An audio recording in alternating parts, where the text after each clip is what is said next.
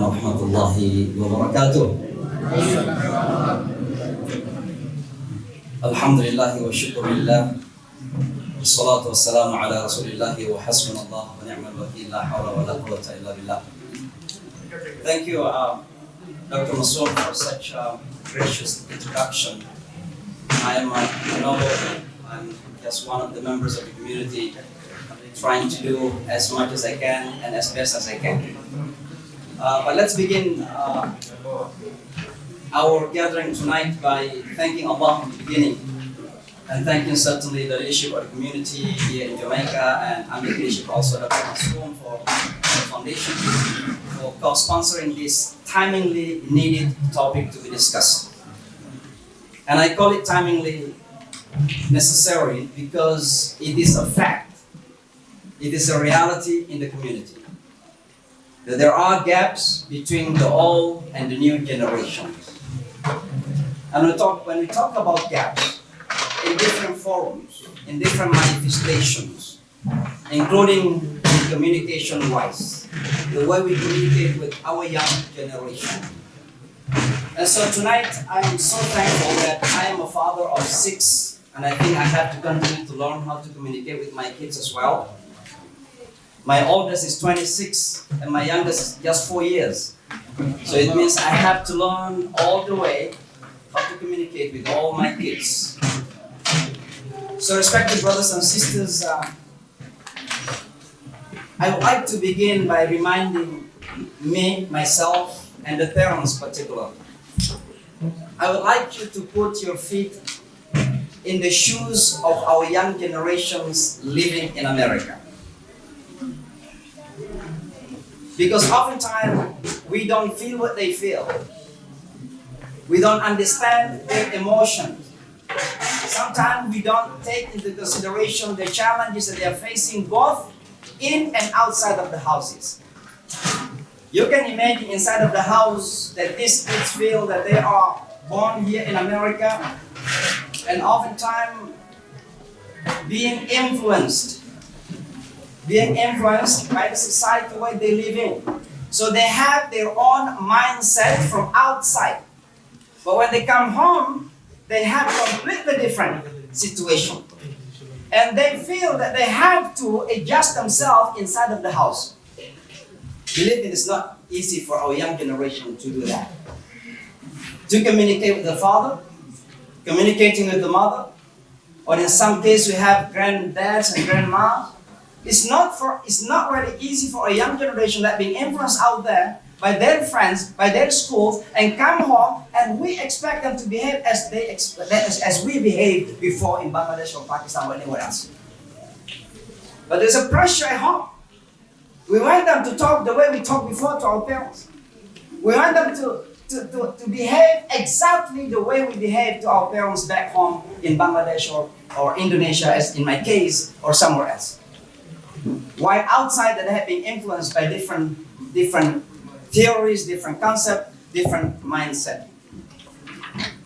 So they are facing tremendous challenge inside of the house, but also outside of the house. No matter you see your kids are less religious, sometimes we see our kids are less religious than us. They are proud Muslims, and they wanted to be proud Muslims. How many times that I met with young Muslims in colleges, in universities, the way they dress, sometimes in our understanding, orthodoxical understanding of the religion looks like, less religious. But the more we talk to them, the more we know that they are committed and proud Muslims. They want to be proud Muslims. But it's not easy for them outside there. Why?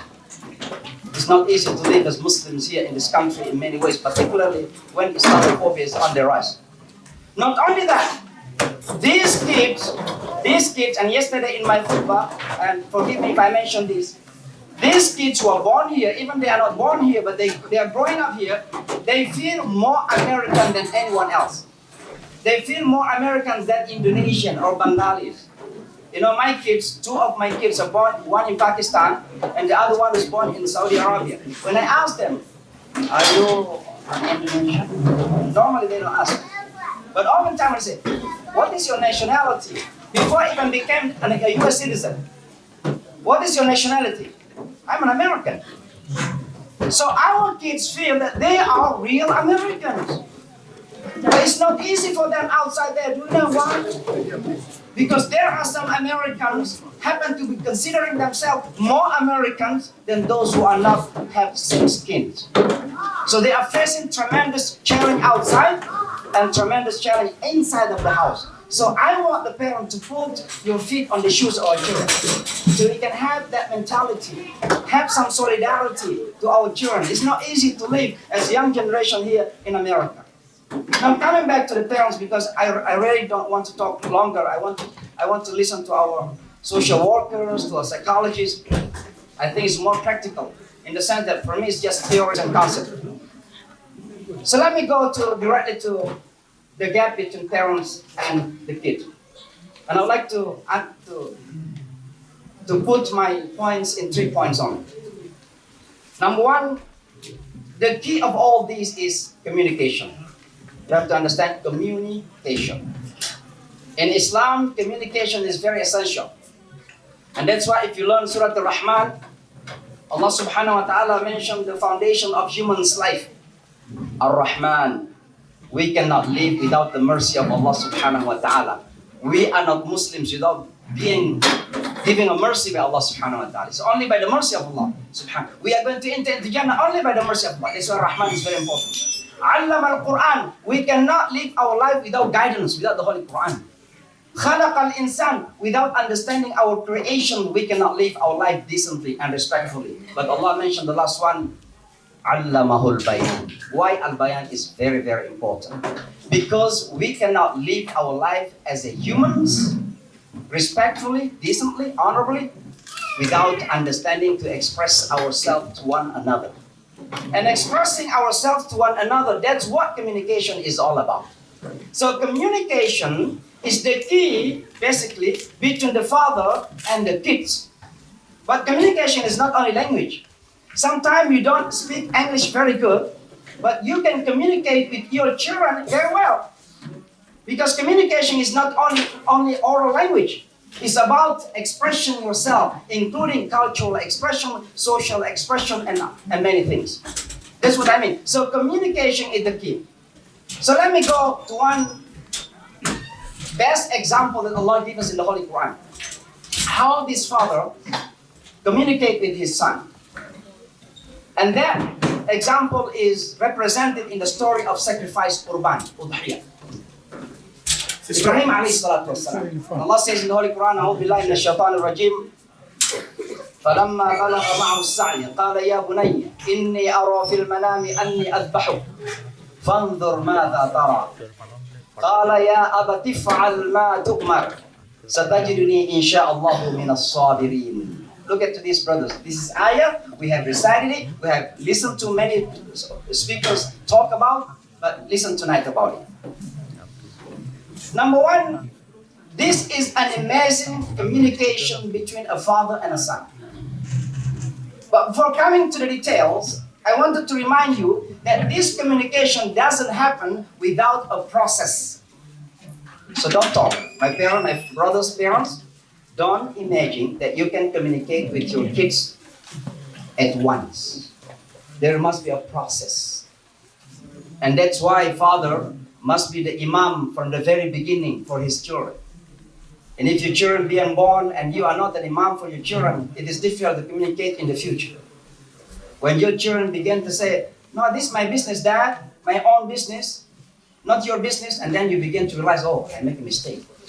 So whose mistake is here? Our mistake, because we didn't begin from the beginning of the process.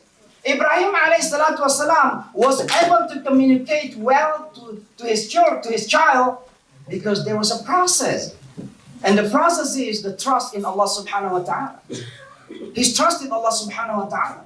Imagine when Allah subhanahu wa ta'ala commanded him to bring his newly born son to Makkah al-Mukarramah. Don't imagine intercontinental. Don't imagine Hilton at that time. No one lived in Makkah al-Mukarramah. He brought his newly born son, but he trusted Allah subhanahu wa ta'ala. Do we have the same trust in Allah about our kids? It's a process, brothers and sisters. building iman in our children. So process, don't forget. In other words, learn to communicate with your children as soon as possible, as early as possible. Because sometimes we don't want to communicate with our children until they begin to argue with us.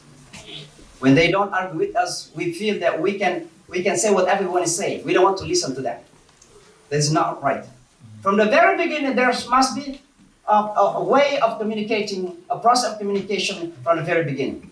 Number two, look at what Ibrahim alayhi salatu wasalam, what he said to his son. Number one, he said, Ya bunayya, oh my beloved son. In other words, fathers, mothers, always have that compassionate expression to your sons and daughters. It's very important. Call them with beautiful name, with loving name, with compassionate names. Ibrahim alayhi salatu wasalam called his son Ya Bunayya, not Ya Ibni only. The Arab people mostly call his son Ya Ibni, oh my son. But the best way to call our son in Arabic is Ya Bunayya, oh my beloved, beautiful, sweet son. You can say like that. So that's the way Ibrahim alayhi salatu wasalam called Ya Bunayya. He said, Inni ara fil manami anni adbahuk. Indeed, I have seen in my sleep, I have a dream. Ibrahim did not say, my son, Allah commanded me. Because when he said that to his son, Allah commanded me, it means there's no argument anymore.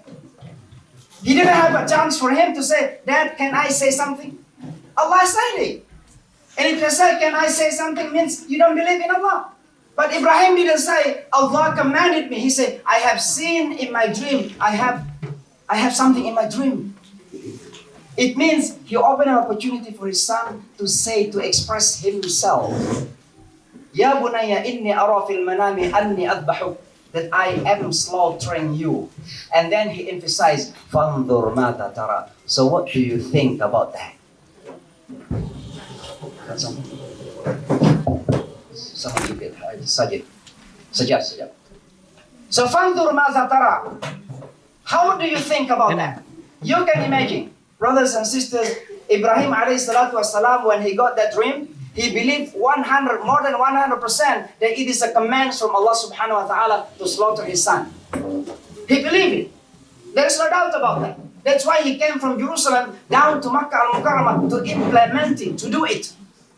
But he didn't force his son to do it. He asked his son, what do you think about that? What is your opinion?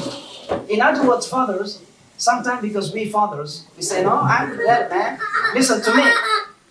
And we see our kids are still 13, 14, or maybe less, maybe 12, we say, no, they don't have to give their opinions. I am the dad, they have to listen to me. No, Ibrahim alayhi salatu wasalam, this is an extreme example in the Holy Quran. Ibrahim believed more than 100% that Allah commanded him truly to slaughter his son. But still he asked his son, why? Because he respects the opinions of his son. And that's why the response is amazing. What is the response? Ya abati, oh my beloved dad. He didn't say Ya abi in normal Arabic language. Ya abati. Ya bunayya is answered with Ya abati. Oh my beloved son is answered with Oh my beloved father. Oh my beloved father. If al-ma tu'mar, do whatever you are commanded to do. Allah commanded you to slaughter me, do it. Amazing. Amazing. Ibrahim wanted him to express his opinion, and because of the process that had taken place before, he answered it with all confidence. That do it, my dad. If Allah commanded you to do that, do it. Satajiduni insha'Allah minas sabirin. You will find me insha'Allah among those who are patient. So this is the best example how to communicate between a father. Just one aspect. It is about respecting one another. Respecting the opinions of our children. Even they are our children. But we need their opinions sometimes. Fathers must open their ears to listen sometimes to the children as well. This is number one. The second point I'd like to underline tonight is another examples in the Holy Quran. Luqman alayhi salatu wassalam. Because Luqman is well known with his wisdom. And that's why he's known as Luqman al-Hakim. Luqman al-Hakim. Luqman is the wise. The wise. Now, why Luqman is not as the wise person? There are many things. And I'm not going to give interpretation or tafsir. I just wanted to come back directly to our realities as Muslims living in America. And I'm sorry to mention again yesterday in my khutbah about this.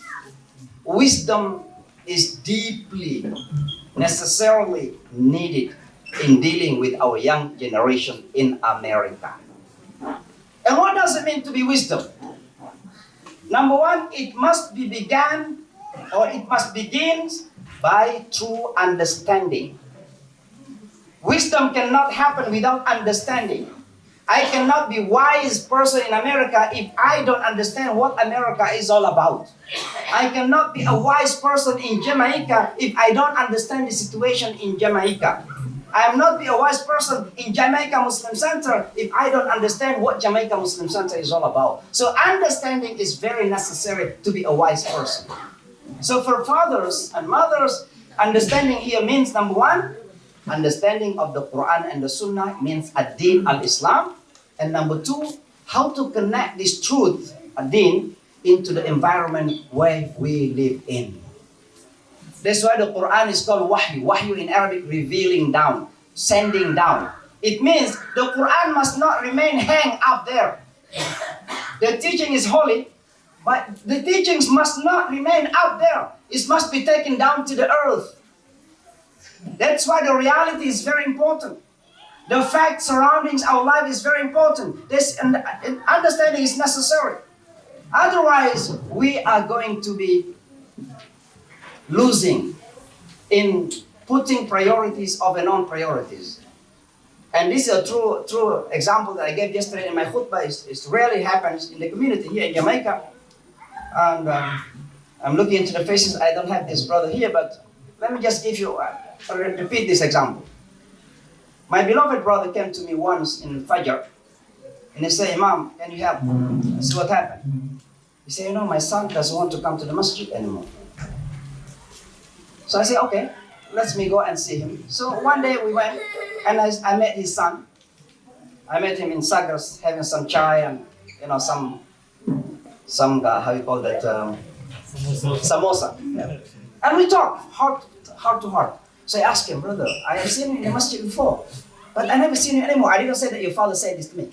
I said, I've seen you before in the masjid, but nowadays I don't see what happened. And he was so honest. He said, he called me, brother, I wanted to come to the masjid, and I love to come to the masjid. But every time that I wanted to come to the masjid, my father always criticized me. I said, what happened? Always look at me to my outfit.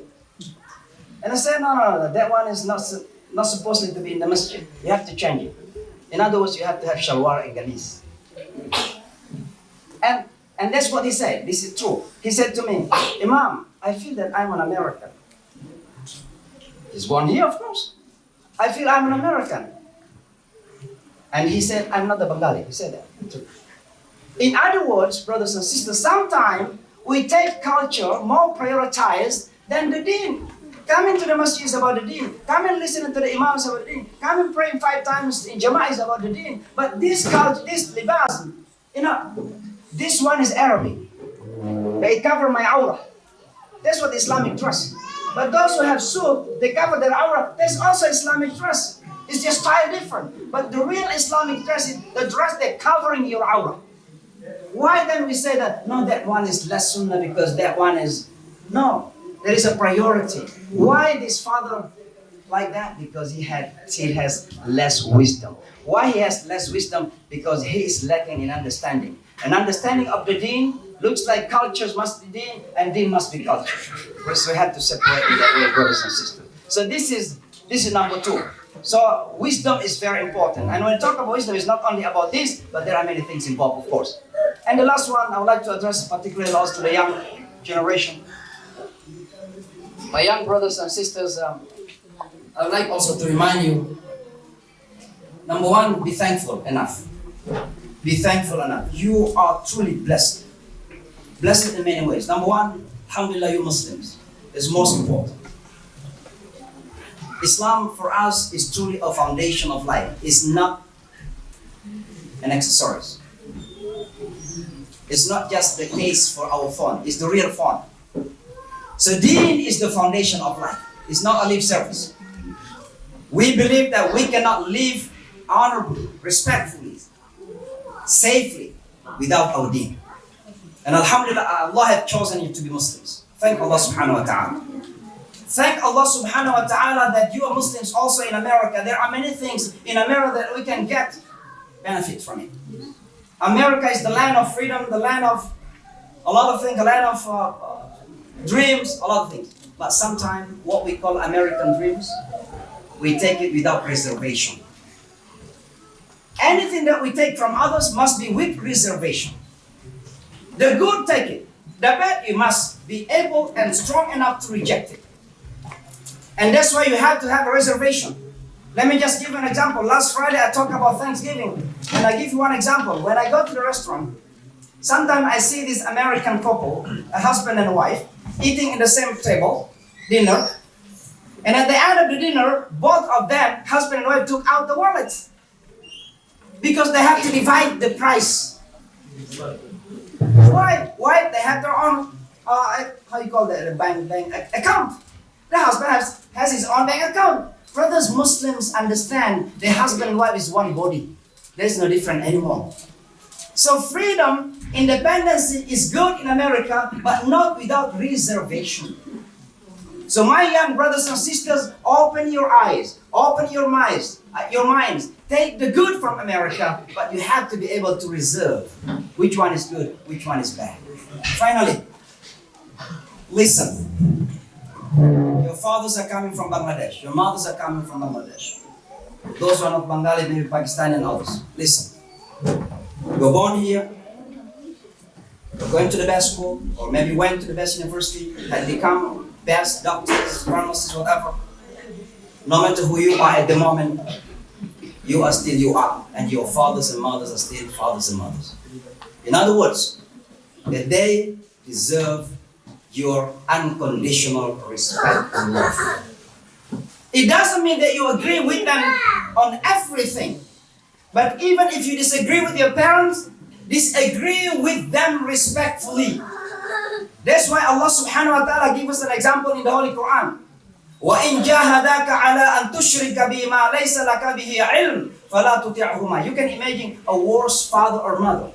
Not only try to make his son or daughter mushrik, force them to be mushrik. How worse it is. What the Quran says, وَصَاحِبْهُمَا فِي الدُّنْيَا مَعْرُوفًا. You must still accompany them with kindness and love and compassion in this dunya. No matter how worse your father, how worse your mother is, you must respect them, you must love them, because they have loved you and they have sacrificed for you unconditionally. Remember that one. So may Allah subhanahu wa ta'ala guide us, inshallah. May Allah subhanahu wa ta'ala strengthen our faith. أقول قولي هذا أستغفر الله. السلام عليكم ورحمة الله وبركاته.